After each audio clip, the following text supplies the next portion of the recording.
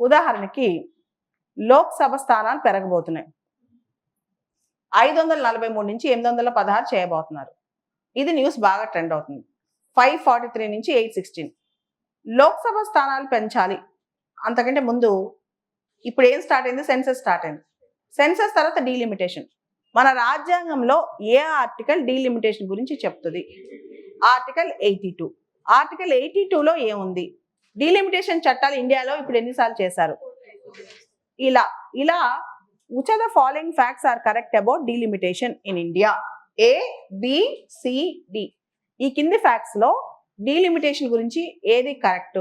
A, B, C, D. ఇట్లాంటి questions మనకి regular గా వస్తుంటాయి అన్నమాట. సో మనం ఇలాంటి చాలా జాగ్రత్తగా గమనించుకుంటూ వెళ్ళాలి. ఓకే, సో ఆ తర్వాత మనం కనుక చూస్తే భారతదేశం మొత్తంలో కూడా చూస్తే కనుక చాలా కొత్త అంశాలు న్యూస్లోకి వస్తున్నాయి. ఆ కొత్త అంశాలను కూడా మనం చూసుకోవాలి. ఉదాహరణకి ఎవరైనా ఆంధ్రప్రదేశ్ గమనిస్తుంటే క్వాంటమ్ టెక్నాలజీ, అమరావతిలో క్వాంటమ్ కంప్యూటర్ తీసుకురాబోతున్నారు డిసెంబర్ నాటికి.